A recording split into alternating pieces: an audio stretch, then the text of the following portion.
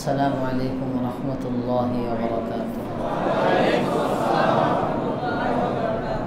الحمد لله وكفى وسلام على عباده الذين اصطفى ونشهد أن لا إله إلا الله وحده لا شريك له ونشهد أن سيدنا وسندنا وحبيبنا وطبيبنا ومولانا محمدا عبده ورسوله الذي بعث إلى الناس كافة بشيرا ونذيرا وداعيا إلى الله بإذنه وسراجا منيرا.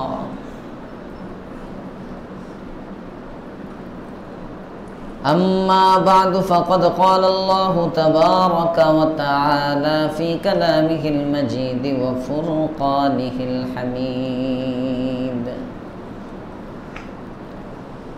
أعوذ بالله من الشيطان الرجيم. بسم الله الرحمن الرحيم.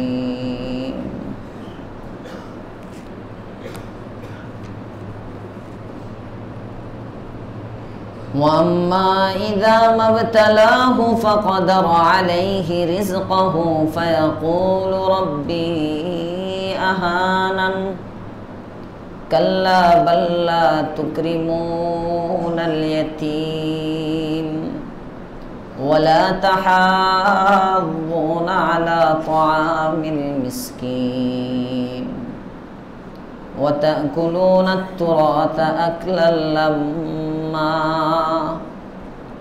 وتحبون المال حبا جما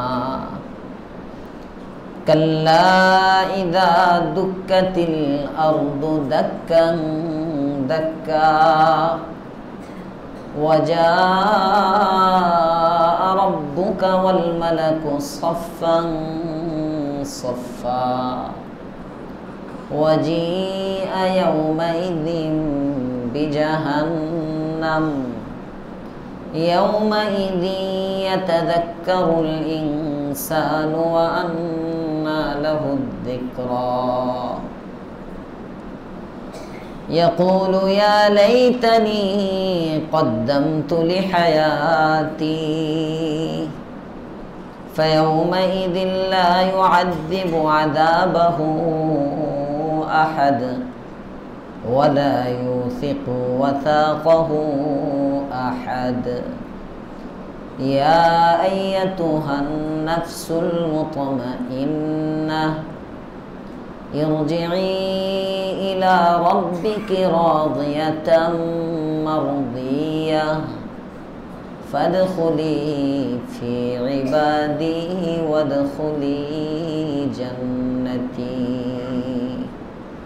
صدق الله العظيم. اللهم صل على محمد وعلى آل محمد كما صليت على إبراهيم وعلى آل إبراهيم إنك حميد مجيد. اللهم بارك على محمد وعلى آل محمد كما باركت على إبراهيم وعلى آل إبراهيم إنك حميد مجيد. سبحانك لا علم لنا إلا ما علمتنا إنك أنت العليم الحكيم.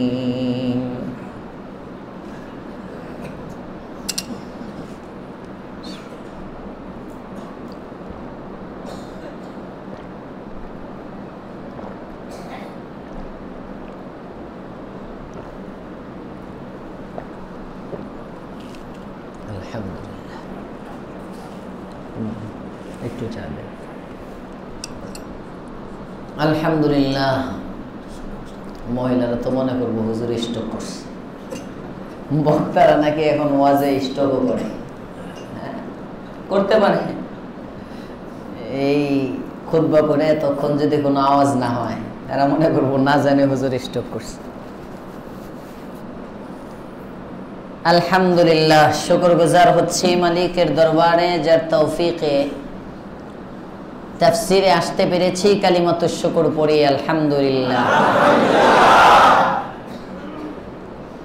দর্সে তাফসির, আজকে আসলে তাফসির করার মতো মন মানসিকতা নাই। দিলের কাইফিয়ত সব দিক দিয়ে দুর্বল। জুমাতে তো এলান হয়েছে, শুনছেনি? কারণ একটা মেয়েকে যখন উঠাইয়া দেয়, এটা যে কি কষ্ট, এটা মেয়ে পক্ষই বুঝে, এটা ছেলে পক্ষ বুঝে না। কথা বলেন না কেন? যদি ছেলে পক্ষ এই কষ্ট বুঝতো, তাহলে কোনো একটা মা বোন দুঃখে থাকতো না। কোন নারী স্বামী কর্তৃক, শ্বশুরবাড়ি কর্তৃক নির্যাতিত হইতো না। আসতে বলেন, কোনো পিডান মনে হয় আপনার? হ্যাঁ, হুজুর আমার গায়ে পড়ে, এই জন্য ঠিক কই না। হ্যাঁ, কি পরিমাণ ভালোবাসা, মোহাব্বত। মনে হয় যখন মেয়েকে, আমার আগের 2টা বোন বিয়ে দেওয়া হয়েছে, কিন্তু বিয়ের দিন উঠাই দেয়নি। এটা নতুন এক অনুভূতি। আমার তো, আমরা 2 ভাই 4 বোন, আমি হলাম দ্বিতীয়। আমার বড় এক বোনের বিয়ে হয়েছে, তখন ওর বয়স ছিল আমার বড় আপুর যখন বিয়ে হয়েছে, এই 14 বছর ছুঁই ছুঁই। আপনারা তো বলবেন বাল্য বিবাহ, মৌলবীরার কামে মনি।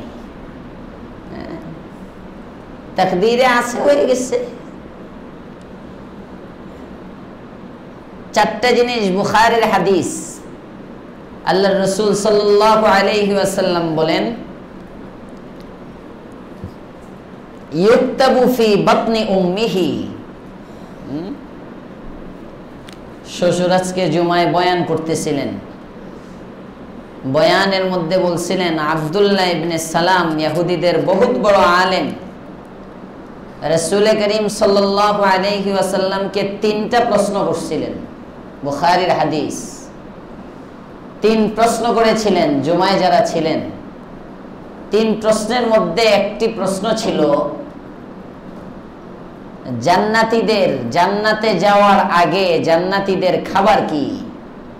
এটার উত্তর তো শ্বশুর দিয়ে গেছেন, বাকি 2 প্রশ্ন রেখে দিয়েছেন। তো আব্দুল্লাহ ইবনে সালাম রাসূল করিম সাল্লাল্লাহু আলাইহি ওয়াসাল্লামকে যে 3 প্রশ্ন করেছিলেন, ওই 3 প্রশ্নের মধ্যে এটাও একটা প্রশ্ন ছিল, নারী বাচ্চা এবং ছেলে বাচ্চা, মেয়ে বাচ্চা এবং ছেলে বাচ্চা, এটা কিভাবে হয়? কখন বাচ্চা ছেলে হয়, কখন বাচ্চা মেয়ে হয়, কারণ কি? যদি বলতে পারো তাহলে বুঝবো তুমি আখেরি জামানার পয়গম্বর। আর যদি উত্তর দিতে না পারো তাহলে বুঝবো বোকাস নবী, ভণ্ড নবী। পরীক্ষা।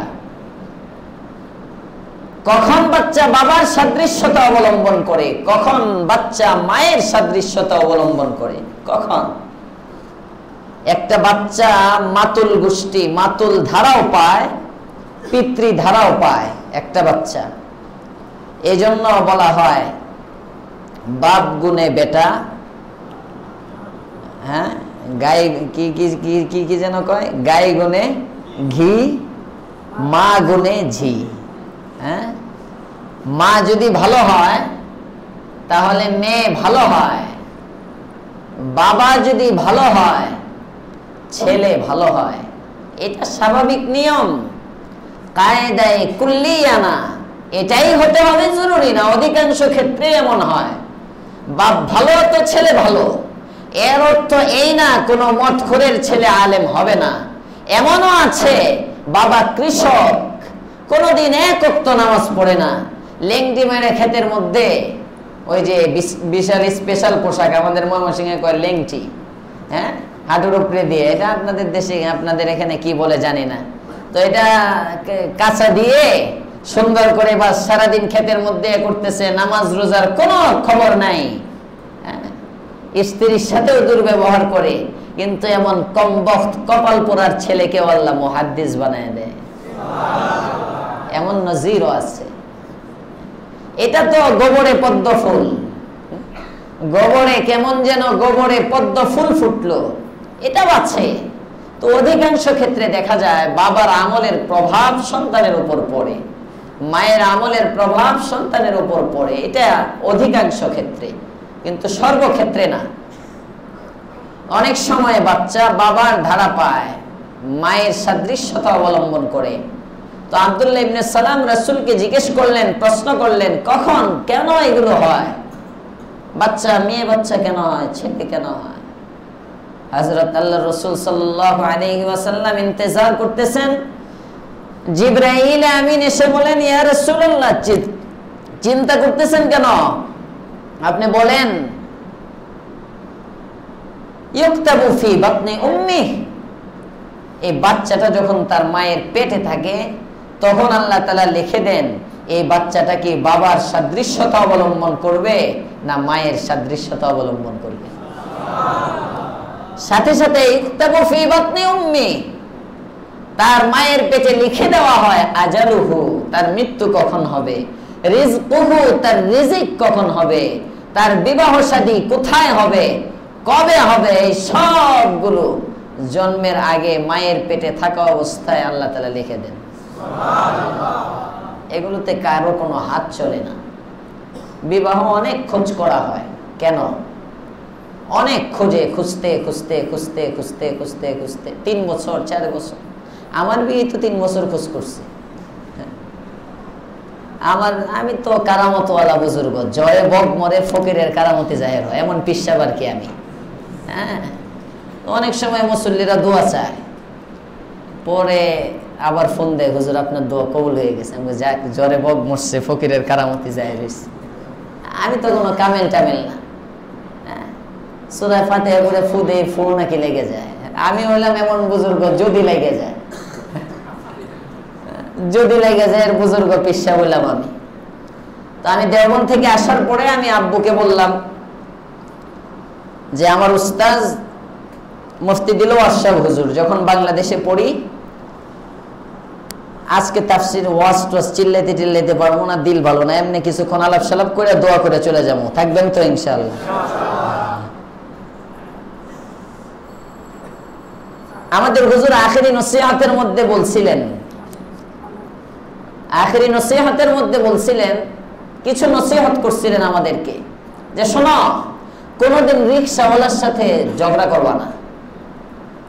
এই চরিত্র অনেকের মধ্যে এখানেও আছে, আলেমের মধ্যেও আছে, গায়রে আলেমের মধ্যেও আছে। 1 টাকা নিয়ে বাসের কন্ট্রাক্টর হেল্পার, আরে বোঝা যায় কুবাইয়া লাইব, টাকা মাত্র একটা, কত কইলি, এই কি কইলি, থাক বেটা।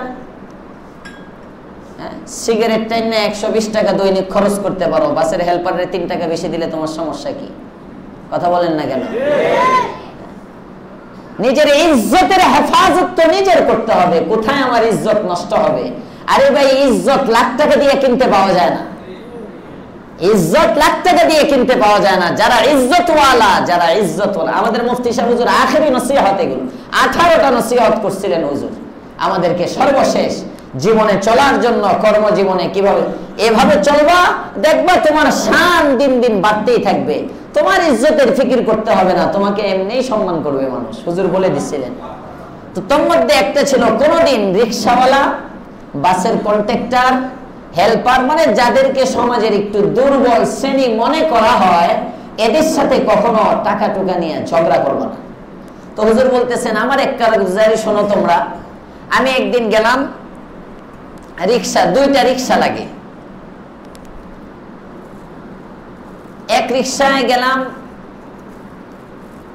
কোন রিকশাই ভাড়া বলি নাই, 2টা রিকশা, আমার আত্মীয় স্বজন সহ এক জায়গায় গেলাম, গিয়ে নামলাম, এখানে ভাড়া 15 টাকা।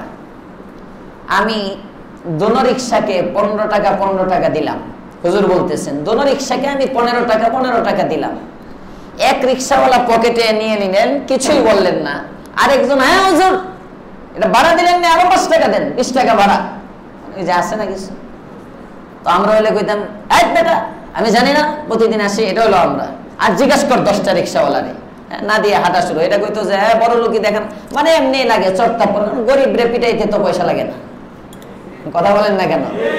ওই না সবার জোর চলে। সুর, বদমাস, লুটতরাজ, দুর্নীতিবাজ, এগুলোরে পিটাইতে পারে না, এগুলোরে সার সার করে, সার সার সার। রিক্সাওয়ালার উপরে দিয়ে কিয়ামত, দাঁত ফালাই দিব, এই করে ফেলবো, সেই করে ফেলবো। হাজী সেলিমের পোলা যদি জানতো এই হুন্ডারের মধ্যে নৌবাহিনীর অফিসার না বিমান বাহিনী কি যেন, নৌবাহিনীর একজন অফিসার বসা, যিনি বিএসএফআই এর সদস্য, প্রধানমন্ত্রী ছিল, এই হুন্ডারের মধ্যে গেঞ্জি গায়ে দেওয়া, এই পিচ্চি পোলার মতো দেখা যায়, এই লোকটা এত বড় অফিসার, এটা যদি হাজী সেলিমের পোলারে কি ভূতে কিলাইছে এর পিটাইতে যাইব? এত মনে করছে 1.5 টাকার পোলা, আমি ল্যান্ড ক্রুজারে আছি, কোটি টাকা দামের গাড়িতে আমি আছি, আমার সামনে একটা বাইক, এটা ধাক্কা মেরে ফেলাই দিলে কি ঠিক না বেঠি? হ্যাঁ বুঝেন, বড় লোকই বড় লোকই। আল্লাহ তাআলা ধরেন না, ধরলে বুঝেন, বুঝেন। এগুলো আমাদের সামনে নজির। কোরআন বোঝা সহজ তো এই জামানায়, অনেক সহজ। তো হুজুর কিচ্ছু বললেন না। হুজুর বললেন আচ্ছা ভাড়া কত? 20 টাকা। হুজুর পকেট থেকে আরো 5 টাকা বের করে এই রিক্সাওয়ালাকে দিলেন। সে তো এর বেশি চাইতে পারে না, 20 টাকা নিয়ে নিল। এবার যে রিক্সাওয়ালা 15 টাকা পকেটে রেখে দিল, ওই রিক্সাওয়ালাকে হুজুর বললেন তোমার 15 টাকা ফেরত দাও। 15 টাকা ফেরত দিল। হুজুর 50 টাকার একটা নোট বের করে তাকে দিয়ে দিলেন।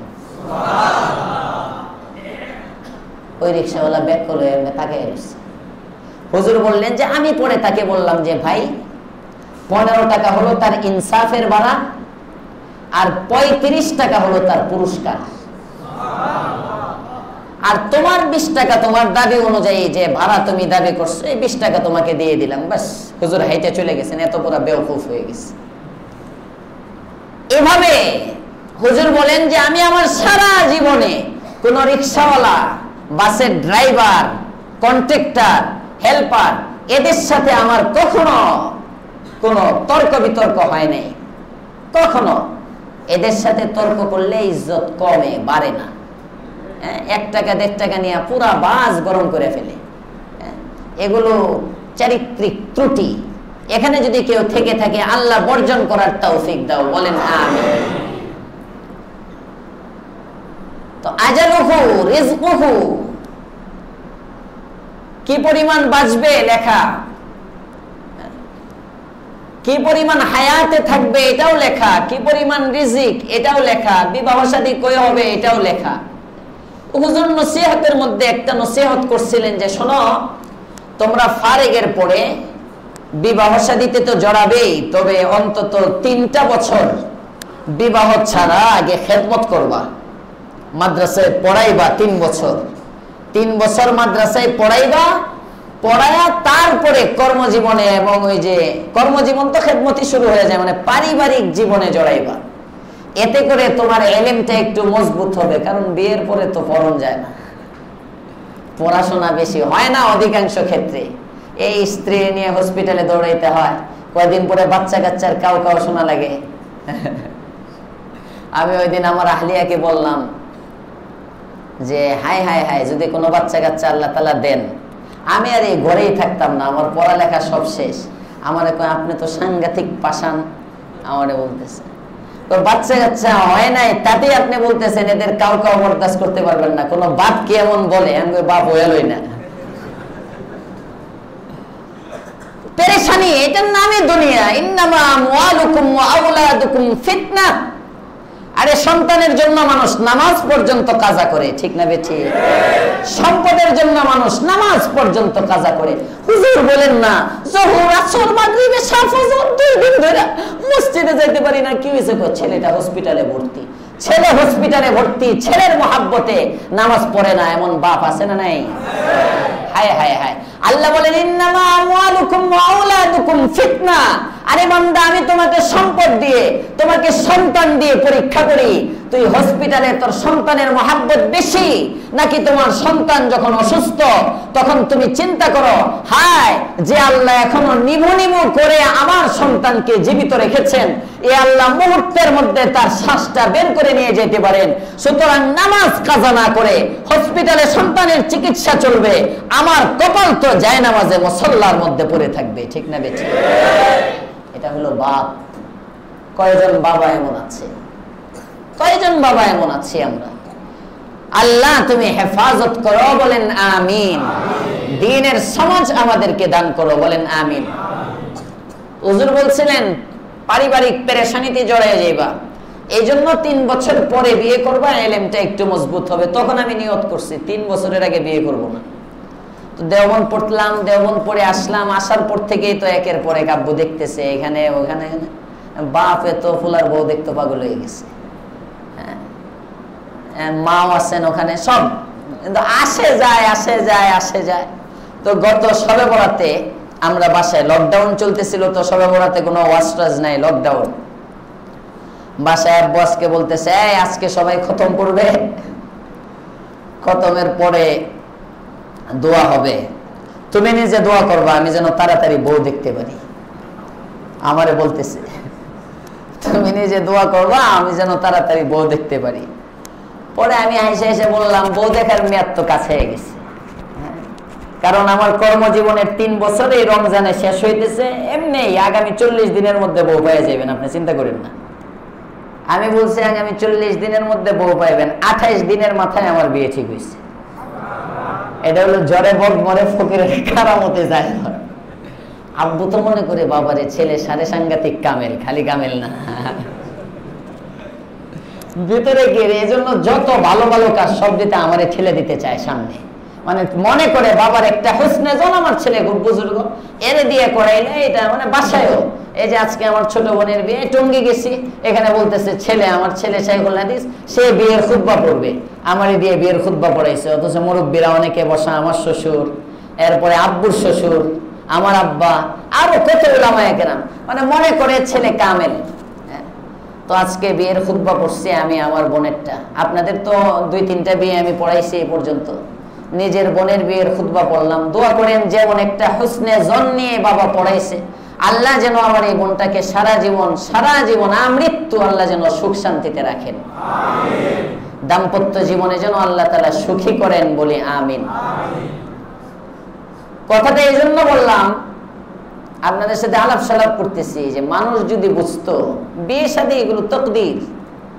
14 বছর বয়সে বড় বোনের বিয়ে হলো, তো বিয়ের সময় মায়ের ছোট, তো ছেলে পছন্দ হয়েছে, আমার নানার বিয়ে করাই দিছে। আব্বু বললেন যে 3 বছরের মধ্যে আমার মেয়েরে আমি উঠাইয়া দিব না, 3 বছর জামাই আমার বাড়িতে আসবা, খাইবা, থাকবা, কোনো সমস্যা নাই। 3 বছর পর্যন্ত আমার দুলাভাই যাতায়াত করছেন। তো মেয়ে উঠাইয়া দেওয়ার যে একটা কষ্ট, এটা আমরা বুঝি নাই। এরপরে দ্বিতীয় বোন, আমার পরের বোন যখন বিয়ে হলো টঙ্গীতে মাসিমপুরে, একে ওই সময় ছাত্রী ছিল, পড়তেছিল, তো তাকে 6 মাস পরে উঠাইয়া দিছি আমরা, বিয়ের দিনে উঠাইয়া দিই নাই, এটাই ফার্স্ট। বিয়ের দিন মেয়ে উঠাইয়া দেওয়া কি পরিমাণ কষ্ট, মনে হয় যে কলজাটা ছিঁড়ে দিয়ে দিতেছে। আমি তো এই যে এখানে 1 বোতল পানি কিনে খাইলাম, সারাদিন কোনো খাবার কাউরি নাই, শুধু আমার না আম্মু, সব দিলের কাইফিয়তে। এই যে এত কষ্ট, এই কষ্টের কিঞ্চিত যদি আমরা যারা পুরুষ আমরা উপলব্ধি করতে পারতাম, কসম খোদার একটা মহিলাও পারিবারিক জীবনে দুঃখী হইত না। আমরা নির্দয়, আমরা বিবাহ শাদীর দিনই শুধু স্ত্রীকে মহাব্বত করি। এই 1 মাসের মহাব্বত আল্লামা তাওকান রহমাতুল্লাহ আলাইহি কানজুদ দাকায়েকে লিখছেন, পারিবারিক জীবনে একটা স্বামী 1 মাস পর্যন্ত যে নেক সুরতে থাকে, আস্তে আস্তে বিয়ের বয়স যাইতে থাকে, আর সে আস্তে আস্তে পশু হইতে থাকে। তার মধ্যে একটা ভাব আসতে থাকে, আমি পুরুষ, আমার ঐতিহ্য আছে না, আমার বাবা, আমার মেয়ের মা যদি ছেলের মাকে একটা কিছু বলে, হ্যাঁ, বা একটু তাদের মধ্যে মনোমালিন্যতা হয়েছে, ছেলে এটা নিয়ে 14 গোষ্ঠীরে দিয়ে মাফ চাওয়াইব, যতক্ষণ পর্যন্ত মাফ না শোনা, ছেলের মা না, আমি ছেলে পক্ষের শাশুড়ি, যে মেয়ের শাশুড়ি, তার ভাব, এটা হেডম আর কি, হেডম ভাব। আমি ছেলের মা, আমাকে কে এটা বলতে পারে? তুমি ছেলের মা হয়েছে দিকে কি তোমার আল্লাহ স্বর্ণ দিয়ে বানাইছে নাকি? কথা বলেন না কেন? স্বর্ণ দিয়ে বানাইছে তোমাকে আল্লাহ তাআলা। মেয়ের মাও মাটির তৈরি, তুমি ছেলের মাও মাটির তৈরি, তোমার এত গরমি কিসের? কিসের এত গরমি? যত পারিবারিক অশান্তি, আমরা পুরুষরা খারাপ এই জন্য। আমিও পুরুষ, আমি সহ বলতেছি, আমরা পুরুষরা খারাপ এই জন্য, আমরা ভালো হই। আজকে নিয়ত করি এই মাহফিলে যারা আছি, আমরা কোনোদিন আমাদের স্ত্রীদেরকে কষ্ট দিব না। পারবো তো ইনশাআল্লাহ? আপনি আপনার বেগমটাকে যখন কষ্ট দেন, আমি আজকে মাগরিবের পরে আমার ছোট বোন চলে গেছে, তারপর উঠে দেওয়ার পরে আব্বু আম্মু নানা সবাই জোর করে বসাইছে, তাফসিরে যাইবা, কথাই বলতে পারবা না, গত 3 দিন যাবত তোমার খাওয়া নাই, একটু একটু খেয়ে যাও। পরে আমি তো খাইতেই পারতেছি না, কারণ বিগত এই ফারেক হওয়ার পর থেকে বা আমার ছাত্র জামানায় আমি যখন বাসায় গেছি, আমার এই বোন ছাড়া আমি কখনো খানা খাইনি। আমার ছোট 2টা বোনকে আমি 2 পাশে বসাই তারপরে আমি খাবার খাই। আজকে ও সব সময় আমাকে খাবার নিয়ে দেয় বা করে, মাগরিবের পরে বিভিন্ন স্মৃতি, স্বাভাবিক, এটাই মানুষের জীবনে আসতেছে। তো কাঁদতেছি, বলতেছে কাঁদতেছো কেন তুমি? তো আমার মুখ থেকে বের হইলো, আমি তো ওকে ছাড়া কখনো খানা খাইতাম না। আব্বু আমারে বললেন যে এই তুমি এটার থেকে সবক অর্জন করো, তোমার যে আহলিয়া আছে সেও কিন্তু তার বাবার বাড়ি থেকে যখন আসছে তখন কিন্তু তার ফ্যামিলিরও এমনই লাগছে। আমাকে সবক দিলেন। এই পর্যন্ত তো বিয়ারই হয়েছে কয় মাস, এরপরে তো আলহামদুলিল্লাহ খুব মহাব্বতের জিন্দেগি চলে। তাও মানে বললেন যে সারাটা জীবন এটা চিন্তায় রাখবা, তোমার বোনের ক্ষেত্রে তোমার যেমন লাগতেছে, ওই একটা মেয়েকে উঠে দেওয়ার সময় যে মেয়েটা তোমার ঘরে বউ হয়ে আসছে, তারও কিন্তু বাবা আছে, তারও মা আছে, তারও ভাই আছে, তারও বোন থাকতে পারে, তার আত্মীয় স্বজনেরও কিন্তু ঠিক আপন জায়গায় এমনই লাগছে। ঠিক না বেঠি? আমরা মনে করি বান্দি আনছি, বান্দি। সকাল 8টার সময় না তোমার শ্বশুরের নাস্তা দেওয়ার কথা, দেরি হলো কেন? শাশুড়ির টর্চারি। তোমার শ্বশুর না খেয়ে বের হয়ে যেতে হলো, ব্যাপারটা কি? একবেলা নাস্তা দিতে পারো না? আছে না নাই? কে বলছে পুত্রবধূ আপনার স্বামীর নাস্তা খাওয়ানোর জন্য আসছে? এটা আপনাকে বললো কে? কোন কিতাবের মধ্যে আছে ছেলের বউ শ্বশুরের নাস্তা তৈরি করে দিতে হবে? কোন কিতাবে আছে? যদি কোন মহিলা দেয়, এই মহিলাটা গুণী, এটা আম্মাজান আয়েশার ফরমাবরদার, এটা আম্মাজান খাদিজাতুল কুবরার ফরমাবরদার, এটা আওরাতে সালেহা, একটা জান্নাতি নারী, এই জন্য শ্বশুরের খেদমত করে। নয়তো শরীয়তে শ্বশুরের খেদমতের কোন জিম্মাদারি পুত্রবধূর উপর নাই। শরীয়ত বুঝেন। কষ্ট লাগতে পারে, অনেকে বলতে পারে হায় হুজুর ওয়াজ খুঁজে পাইলো না, পর্দার আড়ালে মহিলারা আছে, এদেরকে কি শুনাইতেছে এগুলো? বলতেছি মা বোনরাও গরম হয় না, আস্তে আস্তে শুনেন কি কথাগুলো বলি, বুঝেন। সবসময় সব কথা আসে না, এগুলো দরকারি কথা, এগুলো কোরআনে আছে। সূরা বাকারার মধ্যে আয়াত নাজিল হয়েছে, সূরা নিসার মধ্যে পারিবারিক জীবন সম্পর্কে আয়াত নাজিল হয়েছে। আমি এগুলো জুমায় আলোচনা করছি, 2-3 সপ্তাহ পারিবারিক জীবনের উপর আমার মসজিদে আমি আলোচনা করেছি। মহিলারা তো জানে না মহিলার কতটুকু দায়িত্ব, স্বামীর কতটুকু দায়িত্ব, স্ত্রীর কতটুকু দায়িত্ব। এটা না জানার কারণে স্বামী স্ত্রীর অধিকার আদায় করে না, স্ত্রী স্বামীর অধিকার আদায় করে না, ফলে সংসার সুখের হয় না। সংসার যদি সুখের বানাইতে হয়, স্বামী স্ত্রীর অধিকার দিতে হয়, স্ত্রী স্বামীর অধিকার দিতে হয়। ঠিক না বে ঠিক? স্বামী চিন্তা করে সব আমাকে সব করবে। আমার প্রথম দিন বলে দেয়, শোনো তোমার বেশি দায়িত্ব নাই, শুধু শ্বশুরের যত্ন নিবা, শ্বশুরের 3 বেলা রান্না করে খাওয়াইবা, আমারে খাওয়াও না খাওয়াও এটা দেখার বিষয় না। আর তোমার ছোট 2টা ননদ আছে, এই ননদ গুলোর জীবনেও কোনো জারি টারি দিবা না, এরা তোমার কাইটা সিরা মাইরা যায় করুক, তুমি কোনো কিছু বলবা না।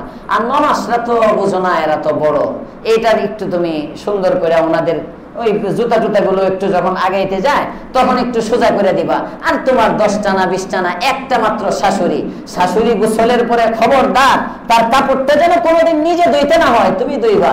আর ওই তোমার দেবর আছে যে, ওই দেবরে অফিসে যায়, দেখো না মেসে থাকে, এখনো তো বিয়ে শাদী করে নাই, তার বিয়ে হলে তো তার বই তার খেদমত করবে, এখন দেবতার প্রতি একটু নেক নজর রাখবা, এতটুকু তোমার ডিউটি, আর কোনো বেশি ডিউটি নাই। আছে না নাই? ডিউটি দিয়ে দিল, এগুলো আর ডিউটি না। যত ডিউটি একটাও শরীয়ত কর্তৃক ডিউটি না। একজন স্ত্রীর ডিউটি কি? আল্লাহর পয়গম্বর বলেন, আওরাতে সালেহা নেককার একজন মহিলার 1 নাম্বার ডিউটি হলো তার রূপ সজ্জা, সাজ সজ্জা স্বামীর কাছে প্রদর্শন করে স্বামীকে সন্তুষ্ট করা। সুবহানাল্লাহ বলবেন না? তো আপনাদের পক্ষে হইতেছে। আল্লাহর পয়গম্বর বলেন, মাতাউকুম আদ-দুনিয়া কুল্লুহা মাতা' ওয়া খায়রু মাতা'id দুনিয়া আল-মারআতুস সালিহা। আল্লাহর পয়গম্বর বলেন, ও আমার সাহাবীরা, দুনিয়াটা পুরাটাই সামান, সামগ্রী। দুনিয়া পুরাটাই সামগ্রী। সাহাবায়ে কেরাম বলেন, পুরাটাই দামি। কয় না না না, সমস্ত দুনিয়ার মধ্যে সবচেয়ে দামি যে সম্পদ আল্লাহ তাআলা দুনিয়ায় রেখেছেন, এই সবচেয়ে দামি সম্পদের নাম হলো একজন নেক স্ত্রী। সবচেয়ে দামি সম্পদ হলো একজন নেক স্ত্রী। জোরে কোন সুবহানাল্লাহ। সাহাবায়ে কেরাম বলেন, ইয়া রাসূলুল্লাহ, ইয়া হাবিবাল্লাহ, নেককার স্ত্রী কিভাবে চিনবো এই স্ত্রী নেক কিনা? আল্লাহর পয়গম্বর বলেন, নেককার স্ত্রীর একটা গুণ হলো ইযা নাযারা ইলাইহা সাররাতহু। স্বামী যখনই বেগমের দিকে তাকায়, বেগম একটা নূরানি হাসি দিয়ে স্বামীকে খুশি করে ফেলে। আস্তে কয় সুবহানাল্লাহ।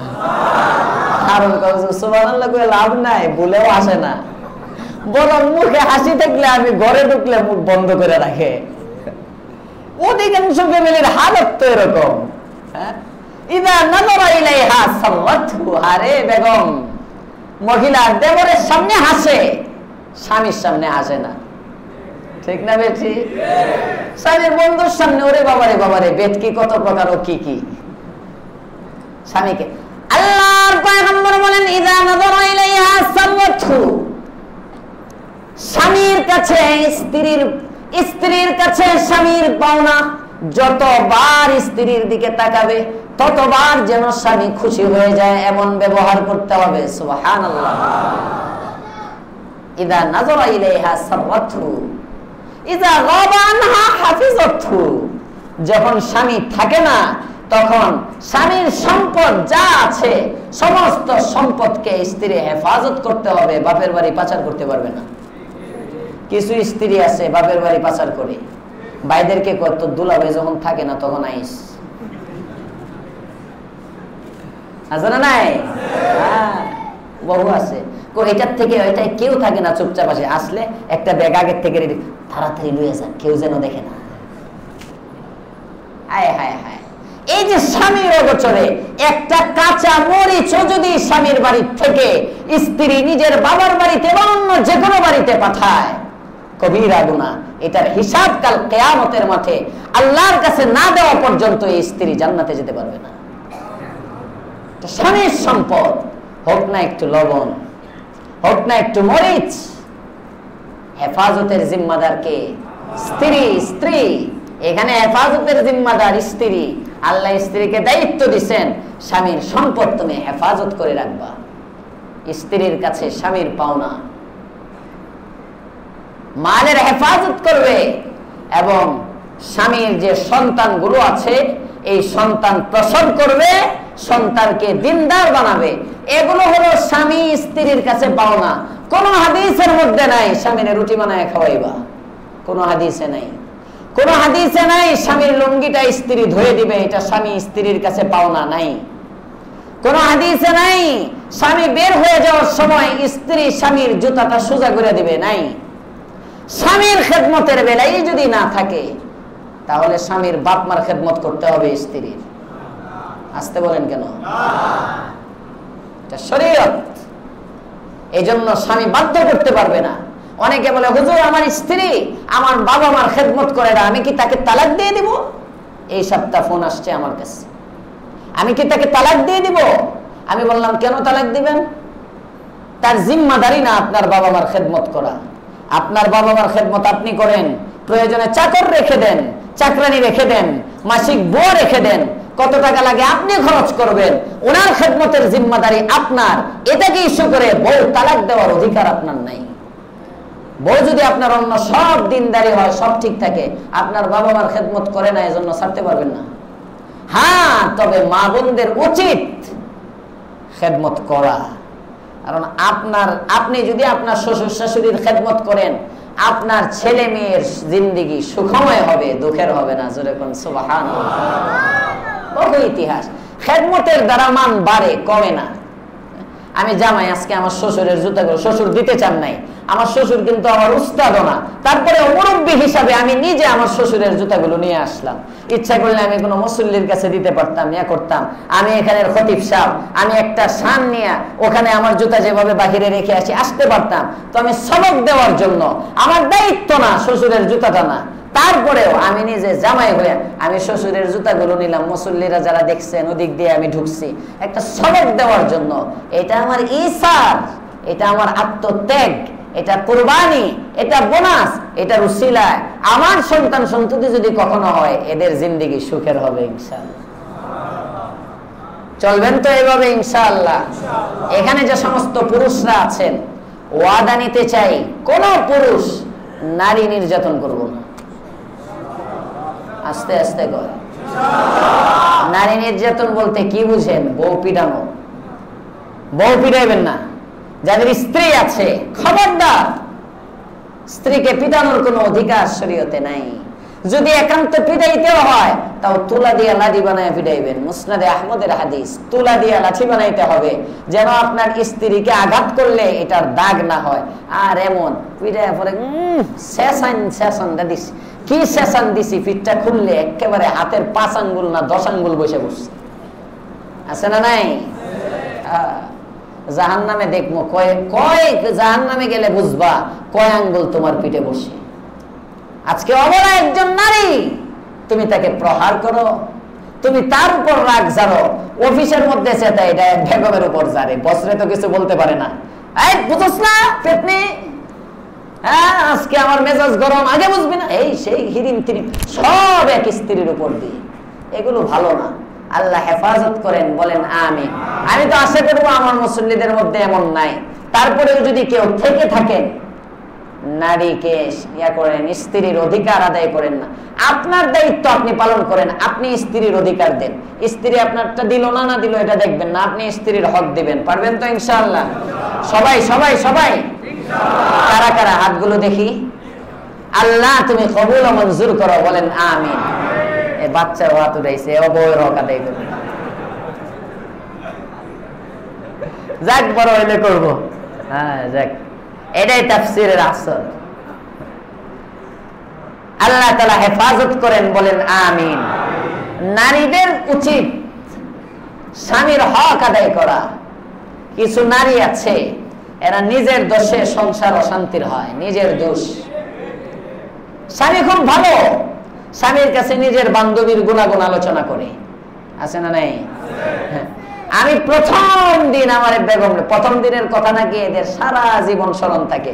আমি আমার স্ত্রীকে বলছি, এই শোনো, তোমার রং যেমন যেতটুকু আছে, আমি কিন্তু আমার এই চোখে কোনোদিন বেগানা নারী দেখি নাই।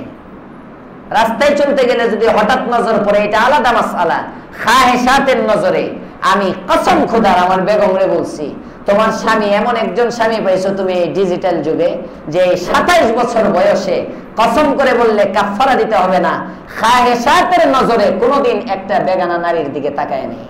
খাহেসাতের নজরে এবং শাহওয়াত নিয়ে মজা মজা লাগানোর জন্য কোন একজন মেয়ের সাথে আবরার কোনোদিন কথা বলে নাই, বেগানা একজন নারীর সাথে। সুতরাং তোমার কণ্ঠটা আমার কাছে সবচেয়ে সুন্দর, তোমার চেহারাটা আমার কাছে সবচেয়ে সুন্দর। তুমি যদি পাতলার তলার মতো কালাও, কালো না বললাম আর কি। অনেকে কইব হুজুরের বউ তো কালা, কালকে গোয়ালটেক ছড়াইয়া দেব। বিপদ বিপদ। পাতিলের তলার মতো যদি তুমি কালো হও, পাতিলের তলার তাও তুমি আমার কাছে বিশ্ব সুন্দরী। খবরদার, এই সুখময় জিন্দিগির মধ্যে আগুন ধরাইবা না।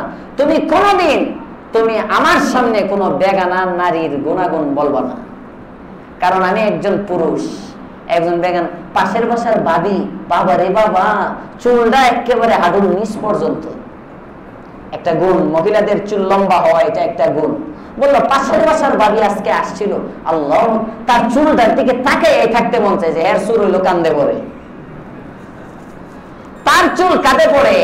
আর পাশের বাসার বাবির চুল যখন হাঁটুর নিচে পড়ে, স্বাভাবিকভাবে এই পুরুষটার নিজের বউ রেখে পাশের বাসার বাবির দিকে মহাব্বত হবে, ঠিক না বেঠি? তো আগুন তো আপনি ধরাইলেন, স্বামীর দোষ কোথায়?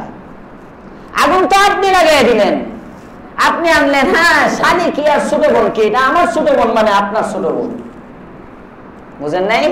বিয়ের পরে এত আদর, নিজে নিজে নিয়ে যায়, এটা আমার ছোট বোন মানে আপনার ছোট বোন। কিসের শালি? একসাথে মার্কেট টার্কেট সব করতে নিয়ে যায়, কয়দিন পরে দুলাভাইয়ের কাছে আর নিজের বউ ভালো লাগে না, শালি ভালো লাগে। এরপরে ওইটা থেকে শালিরে বিয়ে করে, আছে না নাই? বড় বোনের বিয়ে হয়ে গেছে, বড় বোন মারা গেছে, এখন ছোট বোন আরেক স্বামীর সাথে বিয়ে হয়েছে। এই ছোট বোন আবার এই স্বামীর ডিভোর্স দিয়ে, এই স্বামীর কাছ থেকে তালাক নিয়ে এই ছোট বোন গিয়ে আবার বড় বোন জামাইয়ের কাছে বিয়ে বসছে। আমার জানা মতে আছে, অহরহ হইতেছে। কেন? বেপর্দা, ঠিক না বেঠি? সব কিছুর মূলে পর্দা নাই, পর্দা নাই। এই জন্য মহিলাদের উচিত মহিলারা পর্দায় উঠে যাওয়া, আপনার সাজ সজ্জা সৌন্দর্য সব আপনার স্বামীর সামনে প্রদর্শন করা এবং আপনার স্বামীকে পর্দায় উঠানো, আপনি নিজেও পর্দা করা, স্বামীকেও পর্দায় উঠানো। এভাবে যদি আমরা পারিবারিক জীবন করতে পারি, আমাদের পারিবারিক জীবনেও অশান্তি হবে না। আল্লাহ তুমি তৌফিক দাও, বলেন আমিন। বাহারাল কিছু কথা বললাম, অগোছালো আলোচনা চলতেছিল সূরা ফাজরের 17, 18, 19 নম্বর আয়াত। আল্লাহ পাক দুই ভাবে মানুষকে পরীক্ষা করেন। একটু পানি। দুই ভাবে মানুষকে পরীক্ষা করেন। কিভাবে বলেন তো? সম্পদ দিয়ে, সম্পদ নিয়ে। সম্পদ দিয়ে পরীক্ষা করেন, যে দেখি বান্দা, বলেন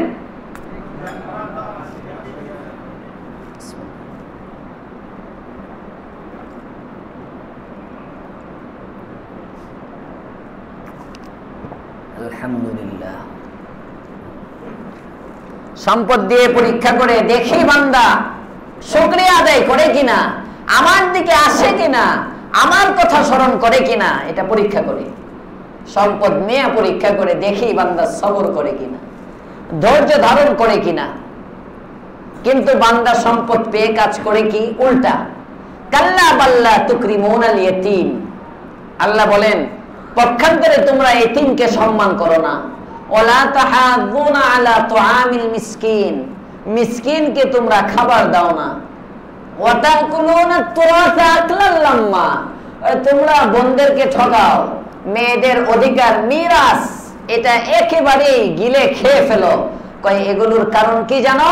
কারণ একটাই, ওয়া তুহিব্বুনাল মালা হুব্বান জাম্মা। কই যায় খুব সাব, আচ্ছা ধর্ম। ওয়া তুহিব্বুনাল মালা হুব্বান জাম্মা। ওজোর এদিকে আসবে আবার। মালকে তোমরা অনেক বেশি ভালোবাসো, কয় কিন্তু এই মাল এক সময় থাকবে না। কাল্লা ইযা দুক্কাতিল আরদু দাক্কান দাক্কা। এই জমিনটা একেবারে সমান হয়ে যাবে। গত সপ্তাহে আলোচনা হয়ে গেছিল। ওয়াজা রাব্বুকা ওয়াল মালাকু সাফফান সাফফা। ময়দানে মাহশর কায়েম হবে। আল্লাহ তাআলা এবং ফেরেশতা তারা সকলেই কাতারবদ্ধ হয়ে বান্দার সামনে যুহুর হবে। ওয়াজিআ ইয়াউমাইদিন বিজাহান্নাম। ওই দিন জাহান্নামকে টেনে আনা হবে। কোন দিন? ইয়াউমাইদিন ইয়াতাযাক্কারুল ইনসান ওয়া আন্না লাহুদ যিকরা। ওই দিন মানুষ উপদেশ গ্রহণ করবে। ওই যে সাপে সোজা হয় কখন? মরার পরে সাপে সোজা হয়। তো কিয়ামতের মাঠে যখন দেখবে সব কিছু, ইমামে আজম আবু হানিফা নাম শুনছেন? একদিন বলতেছেন ইমামে আজম আবু হানিফা রাহমাতুল্লাহ, এই কোন কাফের কোনদিন কোন কাফের জাহান্নামে যাবে না। শাগরেদরা বলে হুজুর কি কোন মাথা গেছে নাকি? না যায় নাই, আছে। কাফের জাহান্নামে যাইব না জাহান্নামে যাইব কে?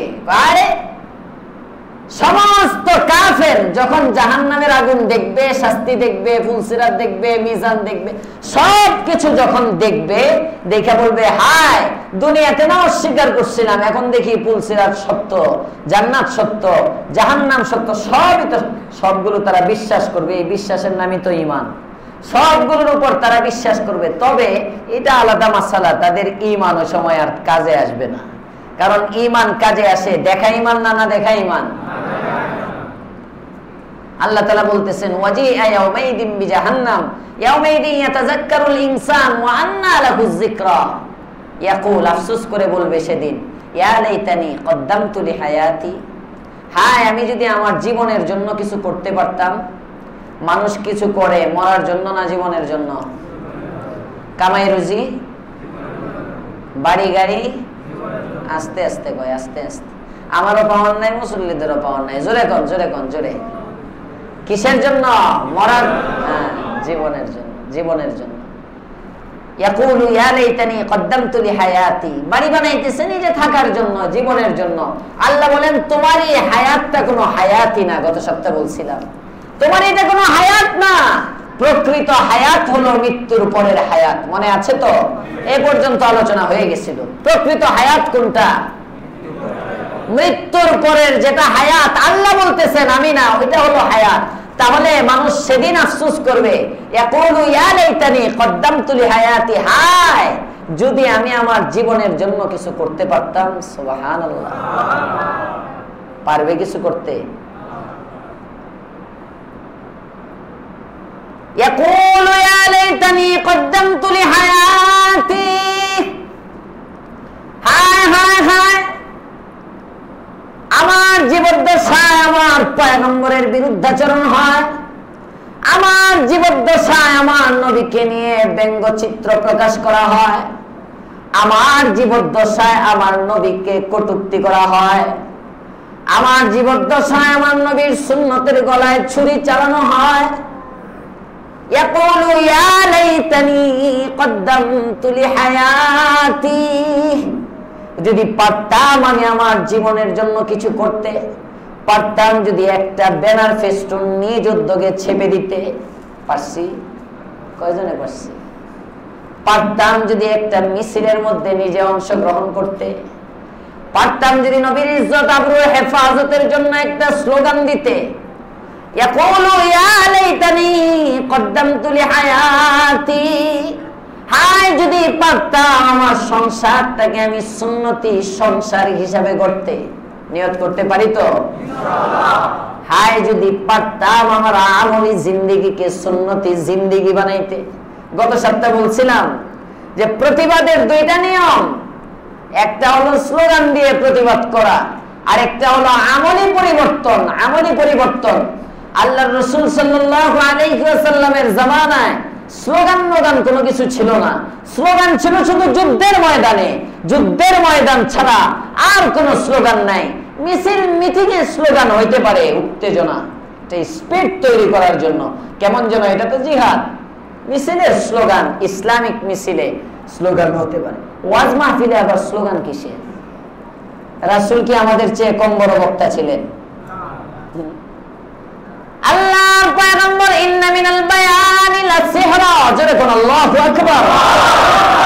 আল্লাহর পয়গম্বরের বয়ান সম্পর্কে হাদিসে পাকে আছে, আল্লাহর পয়গম্বরের সাহাবী বলেন নবীজি যখন বয়ান করতেন মনে হইতো নবীজির কথা নয়, এগুলো মনে হয় জাদু মাখা বাণী, জাদু মিশ্রিত কালাম। এজন্যই তো আল্লাহর পয়গম্বরের সাহাবী হযরত আবু রাফি বহু দূর থেকে আসলেন, দেখেন নাই কখনো আল্লাহর পয়গম্বরকে, দেখেন নাই, এসে বলেন ইয়া রাসূলুল্লাহ, ইয়া হাবিবাল্লাহ, শুনলাম আপনি নাকি নবুয়ত পেয়েছেন, আপনি নাকি আল্লাহর পয়গম্বর। কয় হ্যাঁ আমি আল্লাহর পয়গম্বর, আপনার কথা একটু শুনতে চাই। 1-2 মিনিট নবীর সাথে কথোপকথন হলো। কথোপকথন শেষ, আবু রাফি বলে মুহাম্মদ আমার আর বুঝতে বাকি নাই সত্যি আপনি আল্লাহর পয়গম্বর, কারণ আল্লাহর পয়গম্বর ছাড়া কারো কথা দুনিয়ায় এত সুন্দর হতে পারে না, পারে না এত সুন্দর হতে। আমি কালিমা পড়ে মুসলমান হয়ে গেলাম। ইন্না মিনাল বায়ানি লাসিহরা, আল্লাহর পয়গম্বরে জাদু ছিল, কিন্তু নবীর এই 23 বছরের জীবনের কোন একটা ওয়াজের মধ্যে পাওয়া যায় না সিদ্দিক আকবর নারায়ে তাকবীর বলছেন, বাকি সমস্ত সাহাবী আল্লাহু আকবার বলছেন নাই। এখন তাকবীরের জন্য লোক সেটিং করা থাকে, এই ঠিক মতো মারবি, এক লোকে 10 জন খারাপি মানুষ যেন বিরাট বড় বক্তা রে। এই জন্য ওয়াজের দৌড় প্যান্ডেল পর্যন্তই, কোনো আমল নাই, ঠিক না বেঠি? এই যে প্রতিবাদ করতেছি আমরা, কোনো ফলাফল আসতেছে? কথা বলেন না কেন, আসতেছে?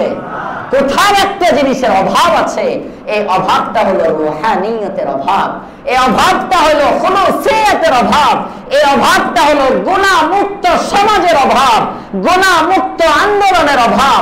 গুনাহযুক্ত আন্দোলনের দ্বারা কখনো অধিকার বাস্তবায়ন করা যায় না। গত সপ্তাহে বলতেছিলাম হযরত ইউসুফ বিন নূরি রাহমাতুল্লাহ আলাইহির কথা, মনে আছে? কোথায় আছেন উনি? আল্লাহর রহমত, আল্লাহর রহমত প্রথম আকাশে উঠে যায়, এই পর্যন্ত বলছিলাম, পরে আর ফলাফল বলি নাই, মনে আছে? আগের দিন হুজুর এটা বললেন, এই সমস্ত ছবি বন্ধ করো, একজনেও ভিডিও করবা না, সমস্ত ছবিগুলো বন্ধ করে দাও, একজনেও ভিডিও করবা না, ছবি তুলবা না। কারণ কি? আমি দেখতে পাচ্ছি আল্লাহর রহমত প্রথম আকাশে চলে আসছে, যদি এখানে গুনাহ হয় এই রহমত প্রথম আকাশ থেকে উঠে যাবে। হযরত ইউসুফ বিন নূরি ঘোষণা দিলেন, সমস্ত ছবিওয়ালারা বসে গেল, কোনো একটা ছবি হলো না, কোনো আন্দোলন নাই, কোনো একজনের রক্ত নাই, কিছু নাই, শুধু সরকারের কাছে দাবি জানায় চলে আসলেন। পরের দিন পত্রিকার হেডলাইনে আসলো, সরকারিভাবে পাকিস্তানে কাদিয়ানীদেরকে কাফের ঘোষণা করা হয়েছে। এগুলো আমাদের সামনে ইতিহাস, এগুলো আমাদের সামনে ইতিহাস। গুনাহ মুক্ত আন্দোলনের দ্বারা একটা সমাজকে পরিবর্তন করে দেওয়া যায়, গুনাহ মুক্ত আন্দোলনের দ্বারা, গুনাহযুক্ত আন্দোলনের দ্বারা কোনো প্রভাব হয় না। আল্লাহ আমাদেরকে বুঝবার তৌফিক দাও, বলেন আমিন। এইজন্য আমরা এই গোয়াল থেকে কয়েকজনই যদি নিয়ত করি আমি গুনাহ ছেড়ে দিব, পারি নিয়ত করতে? 1 নম্বরে আমি নিয়ত করলাম আগামীকালকে ফজর থেকে মৃত্যু পর্যন্ত 5 ওয়াক্ত নামাজ জামাতের সাথে পড়বো, আমি নিয়ত করছি। কারা কারা আছেন আমার সাথে? এই জজবায় না, হাকিকি বলেন, হাকিকি।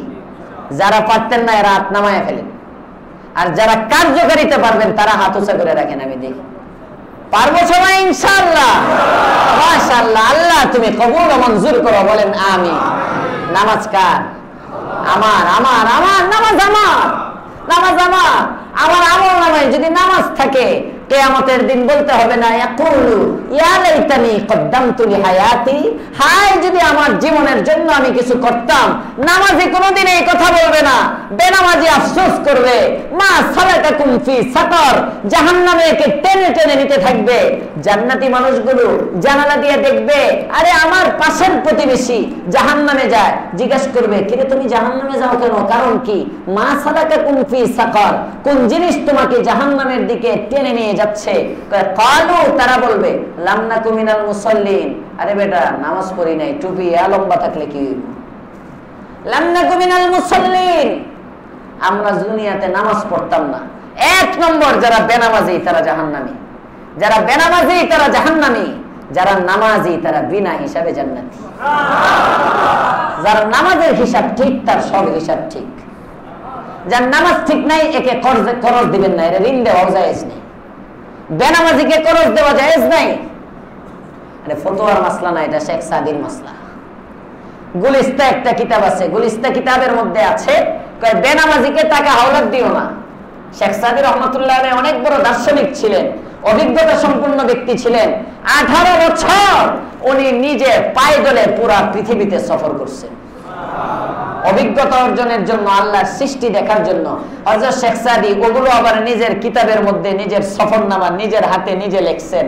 120 বছর হায়াত পাইছেন, 30 বছর পড়ালেখা করছেন, 30 বছর ওই লেখালেখি করছেন, 30 বছর সফর করছেন, আর 30 বছর শেষ 30 বছর তাহাজ্জুদ করে জিকির আজকারের মধ্যে কাটায় মৃত্যুবরণ করছেন। 120 বছর হায়াত পাইছেন। শেখ সাদি রহমতুল্লাহ আলাইহি অনেক বড় দার্শনিক ছিলেন, অনেক বড় আল্লাহওয়ালা ছিলেন, অনেক বড় আলেম ছিলেন, অনেক বড় আরিফ ছিলেন। উনি নিজে ওনার এক কিতাবে লিখতেছেন, আমি একদিন হাঁটতেছি, সমুদ্রের পার ধরে হেঁটে হেঁটে যাচ্ছি, হঠাৎ করে দেখি একজন ব্যক্তি বাঘের পিঠে সোয়ার হয়ে, সাপকে লাগাম বানায়া বাঘের পিঠে সোয়ার হয়ে আসতেছে। আরেকটু আস্তে কোন সুবহানাল্লাহ। আরে মানুষ যারা ঘুমাইতেছে ঘুম ভেঙে যাইব, তো আস্তে বলেন সুবহানাল্লাহ। আজকে তো আমার বয়ান ঘুমান্না হইতেছে, অনেকে জিমানো শুরু করছে, যাদেরকে গত সপ্তাহ তাজা দেখছিলাম ফলো করতেছি আমি। আল্লাহর ওলি শেখ সাদি রাহমাতুল্লাহ আলাইহি উনি লেখেন, আমি ভয় পেয়ে গেলাম। ব্যাপারটা কি?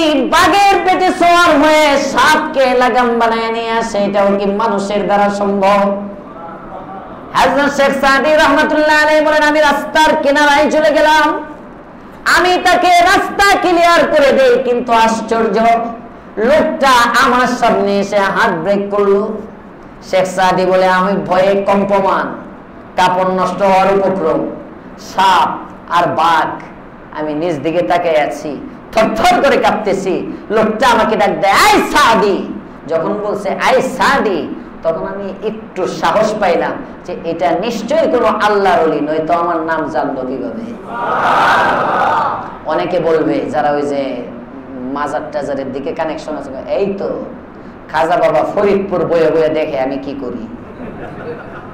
দলিল খতিব সাহেব বয়ানে বলছে ওই বেটা শেখ সাদির নাম জানছে। একটা হলো ইলহাম, কাশফ ইলহামের মাধ্যমে আল্লাহ ওয়ালারা জানে, কাশফ ইলহাম বলে এটাকে। অনেক সময় আল্লাহ ওয়ালারা ভিতর পরিষ্কার হওয়ার কারণে জিকির করতে করতে আল্লাহর সাথে কানেকশন হইতে হইতে এমন একটা সম্পর্ক হয়, এটাকে গায়েব বলে না, এটাকে ইলহাম বলে, কাশফ বলে। আল্লাহ পাকের পক্ষ থেকে তাদের দিলে একটা কিছু ঢেলে দেওয়া হয়। গতকালকে মাগরিবের নামাজের পরে আমার মাদ্রাসার 2 উস্তাদ গেছেন বাজারে, টঙ্গী বাজারে। ওনারা সময় মাগরিবের আগেই চলে আসার কথা, একজন মাস্টার সাহেব আর একজন উস্তাদ মাগরিবের আগে চলে আসার কথা, যে কাজে গেছেন ছুটি নিয়ে গেছেন। কিন্তু মাগরিবের নামাজের পরে আমি মাদ্রাসায় গেলাম, গিয়ে দেখি হুজুর 2 জন নাই। তো আমি নাজেম সাহেবকে বললাম যে হুজুররা এখনো আসলো না, কল দাও তো, একটা কোনো বিপদে পড়ছে মনে হইতেছে, দিলে কেমন যেন একটা গাওয়া দিতেছে। আমি বললাম কি টাকা টুকা হারাইলো না মোবাইল হারাইলো, কি হইলো, বিপদ মনে হয়। কল দিল, হুজুরের মোবাইল বন্ধ। পেরেশান হয়ে গেলাম, একজন উস্তাদ নাই, 2 জন। 1 ঘন্টা পরে ওনারা আসলেন, এসে বলতেছে হুজুর আমার মোবাইলে চার্জ ছিল না, মোবাইল বন্ধ, আর আমার সাথী মাস্টার মাহবুব সাহেব আছেন, ওনার পকেট থেকে 12,000 টাকা এবং ওনার সেটটা টঙ্গী বাজারে নিয়ে গেছে। তো আমার দিলে একটা কেন যেন একটা গাওয়া দিতেছিল বারবার, কোন একটা কিছু, আমি পেরেশান হইতেছিলাম। আমি পরে আমাদের মাদ্রাসার যে অ্যাকাউন্টিং টাকা টুকা ওটাই কালেক্টর আছে, ওরে বলছি যে আপনি বাজারে গিয়ে খোঁজ করেন। আমি তাকে খোঁজের মধ্যেও লাগাইছি যে হুজুর 2 জন কই গেল। একটু পরে আসছেন, কিন্তু ওই যে দিলের মধ্যে কেমন যেন একটা বলতেছে। পরে আমার হুজুররা বলতেছে যে মুফতি সাহেব তো আলোচনা করতেছে যে মনে হয় টাকা চুরি হয়েছে বা মোবাইল চুরি হয়েছে, কোনো একটা দুর্ঘটনা। তো এটা কি আমি গায়েব জানছি? কথা বলেন, এটা গায়েব জানা?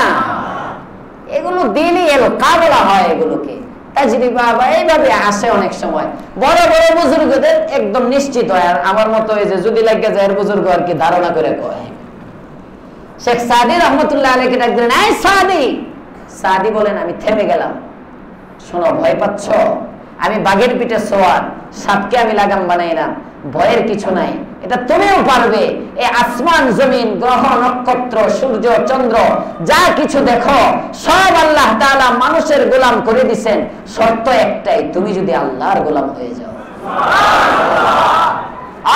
সাদিক, তুমি যদি আল্লাহর গোলাম হয়ে যাও, মা খালাকাতুল জিন্না ওয়াল ইনসা ইল্লা লিয়াবুদুন। আল্লাহ তাআলা তোমাকে সৃষ্টি করেছেন তোমার ইবাদত নয়, আল্লাহর ইবাদত করার জন্য, মন গড়া চলার জন্য নয়। আল্লাহ তাআলার হুকুক ডিউটি গুলি যদি ঠিকঠাক মতো আদায় করতে পারো রে সাদি, আমি বললাম আল্লাহ পাক রব্বুল আলামিন শুধু বাঘ নয়, সমুদ্রে যাইবা, সমুদ্রের পানি তুমি সাদির কথা শুনতে থাকবে, সব তোমার কথা শুনবে, তুমি গোলাম হয়ে যাইবা। হযরত সাদি রাহমাতুল্লাহ আলাইহি অনেক বড় আরিফ ছিলেন, অনেক বড় দার্শনিক ছিলেন, বহুত বড় আরিফ ছিলেন। উনি ওনার এক কিতাবের মধ্যে লিখতেছেন, গুলিস্তা কিতাবের নাম, বেনামাজিরে করজ দিও না, হাওলাত দিও না। কেন বেনামাজিরে হাওলাত দিলে কি সমস্যা? কয় যে আল্লাহর পাওনা আদায় করে নাই, তোমার পাওনা কেমনে আদায় করবে? কথা বলেন না কেন? আর এখন আমাদের স্বভাব হলো বেনামাজির এই দেই, বেনামাজির এই দেই। নামাজি মানুষ খরচ পায় না, আওলাদ পায় না, কারণ নামাজি মানুষ একটু ব্যবসা বাণিজ্য কম, এই সে চিন্তা করে দিব কোত্থেকে, দিব কোত্থেকে চিন্তা করে দেয় না। বেনামাজিরে চিন্তা করে আর তো মিল ফ্যাক্টরির অভাব নাই, দিয়ে দেয় 50 লাখের একটা চেক, দিয়ে দেয় 5 লাখের একটা চেক, 10 লাখের একটা চেক, কয়েকদিন পরে ব্যবসা বন্ধ, সব আমও গেল সালাও গেল। ঠিক না বেঠি? এজন্য নামাজ, নামাজ গড় থেকে এমন একটা মনোভাব, এমন একটা প্রতিজ্ঞা, এমন একটা ঐক্যতা আমি দেখতে চাই, আমার একজন মুসল্লিও বেনামাজি থাকবে না। পারি না সবাই নিয়ত করতে? ইনশাআল্লাহ। আমাদের হাজারো নিয়তে হবে না যদি ঘর ঠিক না হয়। এজন্য আমি মা বোনরা যারা তাফসিরে আসছেন, আমি আপনারা যদি জায়েজ থাকতো আমি আপনাদের তাফসিরের মাহফিলে যাইতাম, সামনে বসায় আপনাদের পায়ে ধরে বলতাম, আমি কারো ভাইয়ের মতো, কারো সন্তানের মতো, কারো নাতির মতো। অনেক বয়স্ক মহিলাও আমার তাফসিরে আসেন, আমার দাদির বয়সে, নানির বয়সে, মা খালার বয়সের অনেকে আছেন, বোনের বয়সে অনেকে আছেন। আপনারা যে যেমনই হন, যার ভাইয়ের মতো আমি ভাই হিসাবে অনুরোধ করতেছি, যিনি আমার মায়ের মতো সন্তান হিসাবে, মাগো আপনার পায়ে হাত দিয়ে বলতেছি, বোন আপনার পায়ে হাত রেখে বলতেছি, ধরেন, খতিব সাহেব আপনার পায়ে ধরছে, আপনি কল্পনায় ধরে নেন, আপনার পায়ে হাত রেখে বলি, আপনি প্রতিজ্ঞা করেন, আপনি যদি বোন হন, আপনার ঘরে একটা বেনামাজি ভাই থাকে, আপনি আপনার ভাইটাকে মসজিদে পাঠাবেন। আপনি নিয়ত করেন, মহিলাদেরকে বলতেছি, মা যারা আছেন আপনারা নিয়ত করেন, আমি নামাজি সন্তানের বাবা মা হব। নিয়ত করতে পারে না? নিয়ত করতে পারেন তো? ওনারা পারেন তো? আপনারা সাপোর্ট করেন না এই নিয়তটাকে? নামাজি সন্তানের মা হন, নামাজি সন্তানের মা হন। আপনার সন্তান যদি নামাজি হয়, আপনি একদিন মারা যাবেন। আপনার সন্তান যদি নামাজি হয়, আপনার সন্তান যদি ভাঙা ভাঙা কোরআনটাও পড়তে পারে, এই জানাজার দোয়াগুলো জানে, আল্লাহু আকবার তাকবীরটা জানে, সানাটা জানে, দুরূদ শরীফটা জানে, মৃত্যুর দোয়াটা জানে, দুইটা সালাম যদি সহি করে জানে, আমি খতিবের চেয়ে আপনার সন্তান যদি আপনার জানাজা পড়ায়, এই জানাজাটা আল্লাহর কাছে দামি হয়ে যাবে। আপনার সন্তান জানাজা পড়ার জন্য মাগো আলেম হওয়া লাগে না, জানাজা পড়ানোর জন্য আলেম হওয়া লাগে না, নামাজই লাগে। ফাসিকের পিছনে নামাজ হয় না, ফাসিকের পিছনে ফাসিক তো ইমাম হতে পারে না। এই জন্য ফাসিক কাকে বলে? যে প্রকাশ্যে কবিরা গুনাহ করে, প্রকাশ্যে যে কবিরা করে। বেনামাজি যত মানুষ আছে সব ফাসিক, এরা ইমামতি করতে পারে না। ইমামতি করার জন্য, এই জন্য ইমাম সাহেবের নামাজ কাজা থাকতে পারে না, মুয়াজ্জিনের নামাজ কাজা থাকতে পারে না, খতিবের নামাজ কাজা থাকতে পারে না। এদের যদি কোনো কারণে ঘুমায়া এক ওয়াক্ত নামাজ কাজা হয়েও যায়, পরে রক্ত আসার আগে ওইটা কাজা আদায় করতে হয়, কারণ সে গুনাহে কবিরা করবে, আজান দিবে, মাকরুহে তাহরিমে হবে। আমি গুনাহে কবিরা করব, আপনাদের এখানে বয়ান করব, আমার বয়ান মাকরুহে তাহরিমে হবে, কবিরা গুনাহ হবে। ফাসিকের পিছনে নামাজ হয় না। আপনার সন্তানটাকে আপনি ফাসিক বানায় রেখে গেলেন, বেনামাজি। আর যদি নামাজি বানান, এই সন্তানটা মুমিন। সুবহানাল্লাহ বলেন।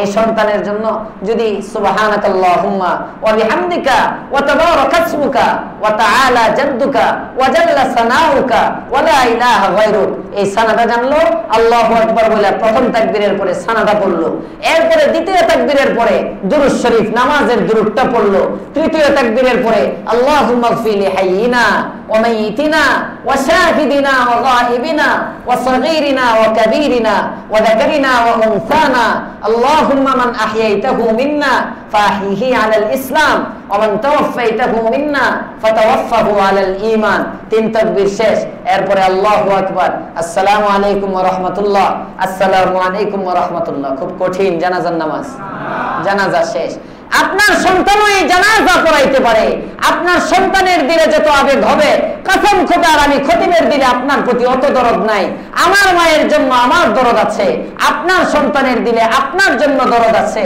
কিন্তু শর্ত হলো এর পিছনে যে আমিও দাঁড়াইতে পারি এর পিছনে যে এতগুলো মানুষ দাঁড়াবে আপনার এই সন্তানটা নামাজি হইতে হবে শুধু জানাজার দিন টুপি একটা ভাড়া করে নিয়ে আসলেই তার পিছনে জানাজা সহি হবে না এজন্য মা আপনার সন্তানটাকে আপনি নামাজি বানান আমি অনুরোধ করতেছি আপনি যদি নিয়ত করেন পারেন বোন আমার আপনার স্বামী যদি থেকে থাকে আপনার স্বামীকে আপনি নামাজি বানান আপনার স্বামীকে আপনিই পারেন নামাজি বানাইতে একজন স্ত্রী মদখোর স্বামীকে ভালো বানায় ফেলতে পারে একজন স্ত্রী লম্পট স্বামীর চরিত্র ভালো করে ফেলতে পারে ঠিক না বেঠিক ভালোবাসা দিয়ে একজন স্ত্রী অনেক কিছুই পারে আপনিও পারেন এজন্য আমার দিলের তামান্না আমার দিলের আশা অন্তত এই এলাকায় কোন দোকান হোক আমার কোন মুসল্লি আমার পিছনে জুমায় যেমন ভর্তি থাকে আমার ফজরের নামাজে মসজিদটা এমন ভরে যাবে আমার জুমায় যেমন ভরে আমার ফজরের নামাজে এমন মুসল্লি ভরবে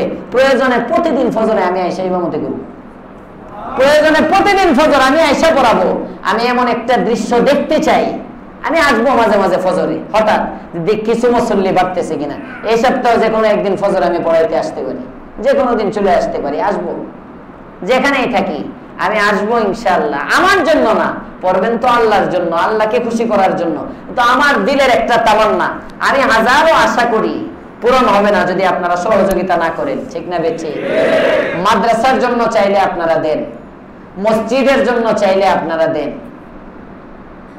আপনার নিজের উপকারে নিজের জন্য আপনাদের কাছে একটু কুরবানি 5 ওয়াক্ত নামাজ পড়বেন আপনি নিজে জান্নাতি হওয়ার জন্য পারেন না আল্লাহ তুমি তৌফিক দাও বলেন আমিন আল্লাহ যদি আমাদেরকে 5 ওয়াক্ত নামাজি বানায় দেন বাস এটাই সফলতা কিয়ামতের দিন সর্বপ্রথম হিসাব হবে আউয়ালু মা ইউহাসাব বিহিল আবদু ইয়াউমাল কিয়ামাতিস সালাহ বান্দা কিয়ামতের দিন সর্বপ্রথম হিসাব হবে নামাজের যার নামাজের হিসাব ঠিক তার সমস্ত হিসাব আল্লাহ সহজ করে দিবেন সুবহানাল্লাহ এজন্য আমার আশা আস্তে আস্তে গোয়াল থেকে মুসল্লি বাড়তেছে আমি খবর নিই আরো বাড়বে এই এলাকার যারা একে অপরকে দাওয়াত দিয়ে আমি একা পারবো না এটা আমি আগেই সারেন্ডার করলাম আমি পারবো না অনেকের সাথে আমার চেয়ে আপনার সম্পর্ক বেশি আমার কথা রাখবে না কিন্তু আপনার কথা রাখবে আমি বললে আসবে না কিন্তু আপনি বললে ফেলবে না এমন অনেক মানুষ আছে খতিব সাহেব হুজুরকে চিনে না কিন্তু আপনাকে চিনে আপনি যদি যায় তারে ধরেন ভাই আসো না মসজিদের মধ্যে যাই নামাজ পড়লে আল্লাহ তাআলা আর্থিক অবস্থা ভালো করে দেন অভাব অনটন দূর করে দেন হায়াতের মধ্যে বরকত দেন জান মালের মধ্যে বরকত দেন পারিবারিক জীবনে বরকত দেন সামাজিক জীবনে বরকত দেন নামাজের মাধ্যমে আল্লাহর থেকে সমস্ত সমস্যার সমাধান করা যায় সুবহানাল্লাহ সুতরাং আসো আমিও নামাজ পড়ি তুমিও নামাজ পড়ো এভাবে যদি তাকে গিয়ে বুঝান সে অবশ্যই নামাজি হবে এভাবে একে অপরকে দাওয়াত দিয়ে আমরা যদি মিশনে নামি আগামী 40 দিনে গোয়ালটেক দেখবেন জুমার মতো ইনশাআল্লাহ ফজরে ভরে যাবে আল্লাহ এই দৃশ্যটা আমাদেরকে দেখবার তৌফিক দিবেন এই আশাবাদ ব্যক্ত করে আজকে এখানেই শেষ ইনশাআল্লাহ আগামী সপ্তাহে কথা হবে দোয়া চাই আপনাদের কাছে অনেকেই দোয়া চাইছেন সোহাগ ভাই দোয়া চাইছেন ওনার মায়ের জন্য আরো এক ভাই নাম বলেন নাই বাকি ফোনে প্রায় কান্না কান্না অবস্থা ওনার আম্মা অসুস্থ দোয়া চেয়েছেন আমরা দোয়া করি যাদের আম্মা অসুস্থ আল্লাহ সকলকে শেফায়ে কামেলা আজেলা দায়েমা নসিব করেন মৃত ব্যক্তিদের জন্য দোয়া চাওয়া হয়েছে আব্দুল খালেক সাহেবের শাশুড়ি মারা গেছেন আমার মাদ্রাসার বদরি সদস্য জনাব আব্দুল খালেক সাহেব ওনার শাশুড়ির জন্য আল্লাহ মরহুমার কবরকে জান্নাতুল ফিরদাউস বানিয়ে দেন প্রশ্ন আসছে জুমা নামাজের দ্বিতীয় আজানে উত্তর দেওয়া যাবে কি না জুমার নামাজের দ্বিতীয় আজানের উত্তর দেওয়া যাবে না খুতবার সময় নবী করিম সাল্লাল্লাহু আলাইহি ওয়াসাল্লামের নাম আসলে তখন কি দুরূদ শরীফ পড়া যাবে খুতবার সময় নবী করিম সাল্লাল্লাহু আলাইহি ওয়াসাল্লামের নাম আসলে মনে মনে দুরূদ পড়া যাবে মনে মনে উচ্চারণ করে না মনে মনে দুরূদ শরীফ পড়া যাবে ইস্তিগফার করি সবাই। আস্তাগফিরুল্লাহাল্লাযী লা ইলাহা ইল্লা হুয়াল হাইয়ুল কাইয়্যুম ওয়া আতুবু ইলাইহি লা হাওলা ওয়া লা কুওয়াতা ইল্লা বিল্লাহিল আলিয়্যিল আযীম।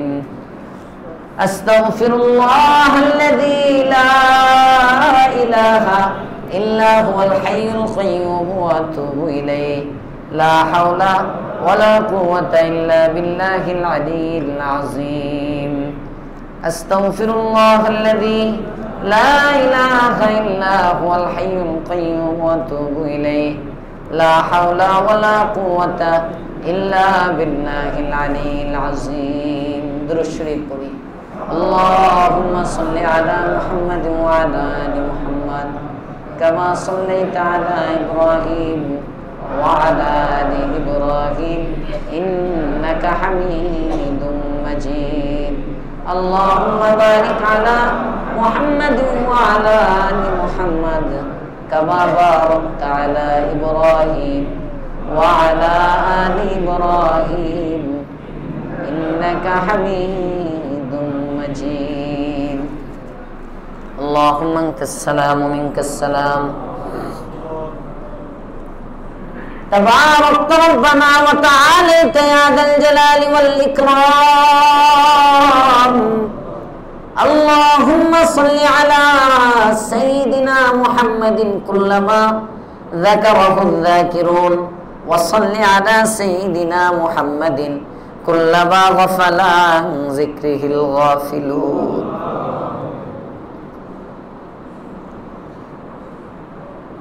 ربنا يا ربنا يا ربنا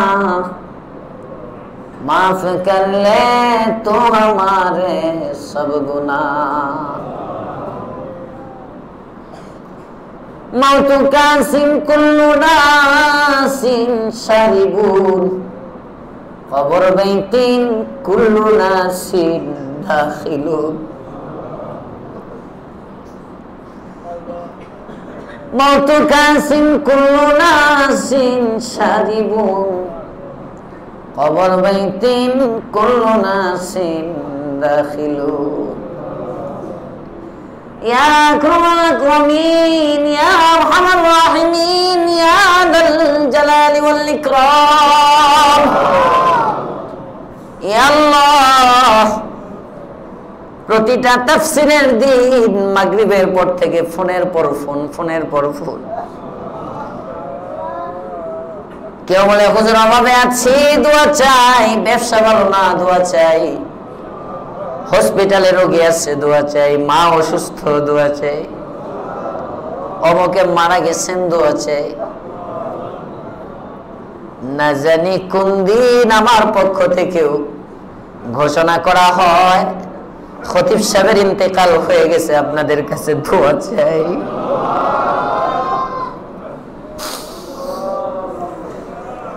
রব্বে কারীম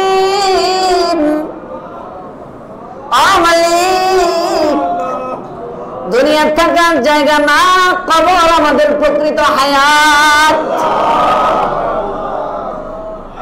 মালিক, দুনিয়ার ক্ষণস্থায়ী হায়াতকে সাজাবার জন্য মানুষের কাছে টাকা খরচ করি, বাড়িতে জমি থাকলে জমি বিক্রি করি, ব্যাংকে চাকরি করি, অফিসে চাকরি করি, ব্যবসা বাণিজ্য মাথার গাম পায়ে ফেলে উপার্জন করি দুনিয়ার জীবনকে সাজাবার জন্য। কিন্তু আমি বড় নাফরমান। ইয়া আল্লাহ, কবরের খাঁটি জীবনকে সাজাবার কোনো মেহনত আমার মধ্যে নাই। ইয়া আল্লাহ, আমি জানি না ওটা আমার প্রকৃত হায়াত। আল্লাহ, জানলাম সূরা ফজরের তাফসীরের মধ্যে তুমি নিজেই বলেছো ইয়াকুলু ইয়া লাইতানি কদ্দামতু লিহায়াতি। এক শ্রেণীর মানুষ ময়দানে মাহশরে আফসোস করে বলবে, হায় যদি আমি আমার জীবনের জন্য কিছু আগে পাঠিয়ে দিতাম। আল্লাহ গো, তোমার কুদরতের পায়ে ধরে বলি, ওই আফসোসকারীদের তালিকায় আমাদের নাম রাখো না আল্লাহ। ঘন্টার পর ঘন্টা যে মানুষগুলো এত ভালোবাসে তোমার নিয়ে তাফসিরে বসে আল্লাহ, এই মানুষগুলোর যদি আফসোস করতে হয় কি জবাব দিব কাল কিয়ামতের মাঠে যদি দেখা হয়ে যায়? আল্লাহ এরা আমার মহব্বতে না তোমার মহব্বতে মসজিদে বসে আল্লাহ, কোরআনের ভালোবাসায় মসজিদে আসে আল্লাহ। পর্দার অন্তরালে শত শত মা বোন এসে হাত উঠায়, মাওলা গো আমাদের জীবনের গুনাহগুলো মাফ করে দাও, ইয়া আল্লাহ তুমি মাফ করে দাও। মানুষ তো মনে করে হুজুর অনেক বড় ভালো, ইয়া আল্লাহ অনেক ভালো মনে করে আমার কাছে দোয়া চায়। যদি আমার গুনাহগুলো দেখতো লাঠি দিয়ে আমারে মসজিদ থেকে বের করে দিত।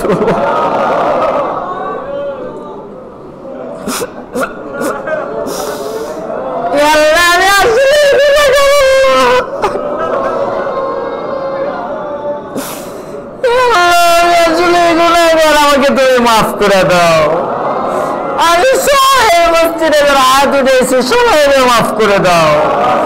পর্দার অন্তরালের মা বোনদেরকে মাফ করে দাও, ইয়া আল্লাহ আমাদের দিলকে পাক করে দাও, আমাদের দিলকে পাক করে দাও। ইয়া আল্লাহ প্রতি সপ্তাহ তোমার কাছে কান্দি, তোমার মায়া লাগে না? তোমার মায়া লাগে না? ইয়া আল্লাহ মায়া লাগবে কিভাবে? দেখি তো আবার গুনাহ শুরু করে দে। ইয়া আল্লাহ আজকে সত্যি সত্যি তওবা করতেছি, আজকে সত্যি সত্যি তওবা করতেছি। সন্তান বারবার যদি ওয়াদা লঙ্ঘন করে, বাবা বলে তুই তো বারবার বারবার ওয়াদা ভঙ্গ করলে তোকে কিভাবে বিশ্বাস করব? সন্তান বলে বাবা গো শেষবারের মতো একটা সুযোগ দাও। ইয়া আল্লাহ বাবা তখন সন্তানকে সুযোগ দিয়ে দেয়। সন্তানের চেয়ে কোটি গুণ দরদ বেশি তোমার আল্লাহ। ইয়া আল্লাহ আমরা শেষবারের মতো একটা সুযোগ চাই, ইয়া আল্লাহ আমাদেরকে মাফ করে দাও। ইয়া আল্লাহ দাড়িওয়ালা সাদা দাড়িওয়ালা মানুষগুলোর খাতিরে মাফ করে দাও। ইয়া আল্লাহ দাড়ি পাকনা মা, ইয়া আল্লাহ চুল পাকা সাদা চুলওয়ালা মা বোনদের খাতিরে মাফ করে দাও। ইয়া আকরামাল আকরামিন যুবক যুবতীদের উসিলায় মাফ করে দাও, ওলামা তলাবাদের উসিলায় মাফ করে দাও। ইয়া আল্লাহ জিন্দেগীর গুনাহ থেকে তওবা করলাম, তওবাকে কবুল করো। আমরা সবাই নিয়ত করছি আর নামাজ কাজা করব না, ইয়া আল্লাহ আর নামাজ ছাড়বো না। তুমি আমাদেরকে 5 ওয়াক্ত নামাজ বা জামাত পড়বার তৌফিক দাও। ইয়া আল্লাহ তুমি একটু রহমতের নজরে তাকাও আমাদের দিকে। ইয়া আল্লাহ তুমি রাগ করে থাকলে তো আমরা ইবাদত করতে পারবো না। ইয়া আল্লাহ তুমি আমাদের প্রতি রাজি হয়ে যাও। ইয়া আল্লাহ তোমার সাথে শেষ রাত্রে কথা বলবার তৌফিক। ইয়া আল্লাহ আমাদের মা বাবা যারা জীবিত আছেন তুমি হায়াত বাড়ায় দাও। ইয়া আল্লাহ ভাই বোনদের হায়াত বাড়ায় দাও। ইয়া আল্লাহ তুমি আমাদের মুরব্বীদের হায়াত বাড়ায় দাও, ওস্তাদদের হায়াত বাড়ায় দাও, বন্ধু বান্ধবের হায়াত বাড়ায় দাও, ছাত্রদের হায়াত বাড়ায় দাও, বদরিন মুহিব্বিন মুতাআল্লিকিন মুশাওয়িরিনদের হায়াত বাড়ায় দাও। ইয়া আল্লাহ সকলের হায়াতে ইজ্জতে আমলে বরকত দিয়ে দাও। ইয়া আল্লাহ যারা অসুস্থ শিফা নসিব করো। বিলখুসুস যে জনে তার মার জন্য দোয়া চেয়েছেন, ইয়া আল্লাহ যাদের আম্মা অসুস্থ মাওলায়ে কারীম শিফায়ে কামিলা আজেলা দায়েমা নসিব করো। মায়ের ছায়াকে তাদের উপর দীর্ঘ করো। ইয়া আল্লাহ আমাদের যাদের আব্বা আম্মা অসুস্থ আছেন শিফায়ে কামিলা নসিব করো। ইয়া আল্লাহ আমাদের সকলকে দাম্পত্য জীবনে সুখী করো। ইয়া আল্লাহ স্বামী স্ত্রীর মনোমালিন্যতা দূর করো, একে অপরের মহব্বত বাড়ায় দাও। ইয়া আল্লাহ আমাদের সকলকে পারিবারিক জীবনে সুখী করো। ইয়া আল্লাহ পারিবারিক জীবনে সুখী করো। ইয়া আকরামাল আকরামিন এতগুলো মুসল্লি হাত উঠাইছি, তোমার নবী বলেছেন 40 জন যদি হাত উঠা তার মধ্যে একজনকে ওলি বানায় নাকি তুমি দোয়া কবুল করে নাও। আমরা 40-এর বেশি হাত উঠাইছি আল্লাহ।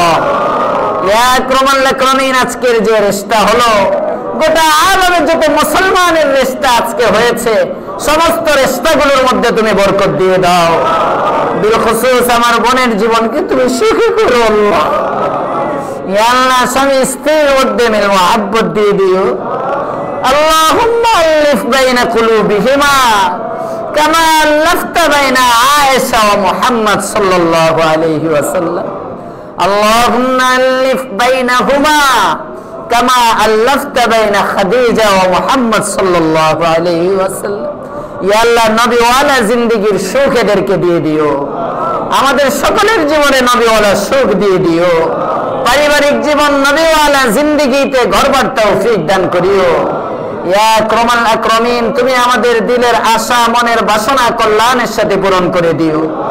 ইয়া আল্লাহ, বদমেজাজ দূর করে দাও, বদ আখলাক দূর করে দাও, বদমেজাজ দূর করে দাও, বদ আখলাক দূর করে দাও, মিথ্যা দূর করে দাও, কিসবের দোষ থেকে হেফাজত করো, হিংসা বিদ্বেষ হৃদয় থেকে বের করে দাও। ইয়া আল্লাহ, মানুষের মতো মানুষ বানায় দাও। মারিফতের নূর আমাদের সিনায় দিয়ে দাও। জিকিরওয়ালা জবান দিয়ে দাও। তাকওয়াওয়ালা কলব দিয়ে দাও। পর্দার জিন্দেগি মা বোনদেরকে নসিব করো। দিনদার স্বামী মা বোনদেরকে নসিব করো। দিনদার স্ত্রী পুরুষদেরকে নসিব করো। ইয়া আল্লাহ, যারা পারিবারিক জীবনে আছে তাদের স্বামীকে দিনদার বানায় দাও। স্ত্রী সন্তান সন্ততিকে দিনদার বানায় দাও। গোটা গোয়ালটেকের ঘরে ঘরে দিনের হাওয়া চালু করে দাও। দিনের হাওয়া চালু করে দাও। ইয়া আল্লাহ, আমার আমলের কমতি, এই জন্য মুসল্লিরা নামাজি হয় না। আমার কমজোরি গুলো তুমি মাফ করে দাও। আমার কোথায়গুলো তুমি মাফ করে দাও। আমার পিছনে জমা পড়ে প্রত্যেকটা মুসল্লিকে 5 ওয়াক্তের মুসল্লি বানায় দাও। 5 ওয়াক্তের মুসল্লি বানায় দাও। নবীর সচ্চা আশিক বানায় দাও। নবীর সচ্চা আশিক বানায় দাও। নবীর সচ্চা আশিক বানায় দাও। অশান্তি দূর করে শান্তি দিয়ে দাও।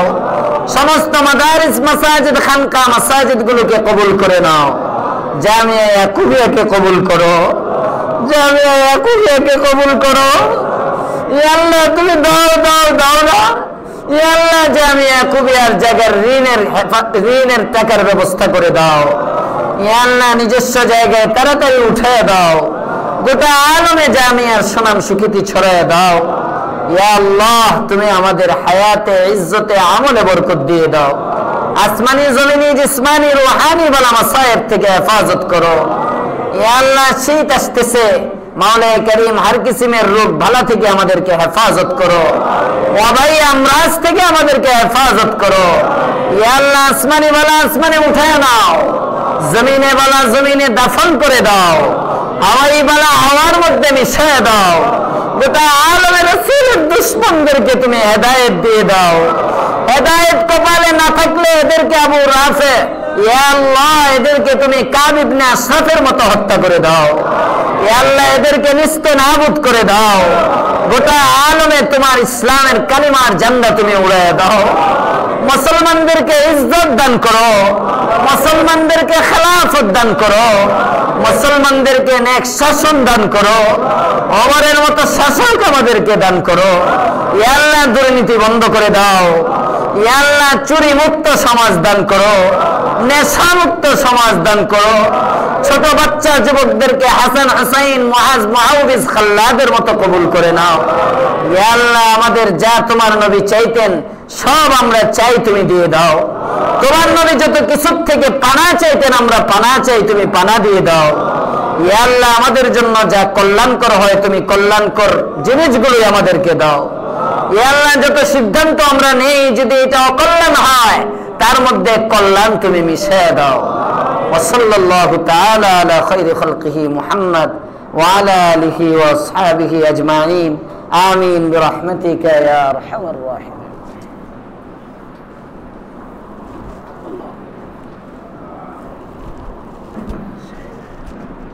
ওয়ালাইকুম আসসালাম। গেছিলেন?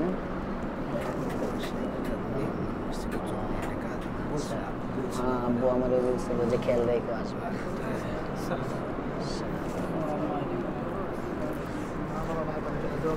ফি আমানিল্লাহ। পাগড়ি কই? পাগড়ি ছাড়া ভালো দেখা যায় না। আচ্ছা, মোবাইল আছে। আস্তাগফিরুল্লাহ, সালাম।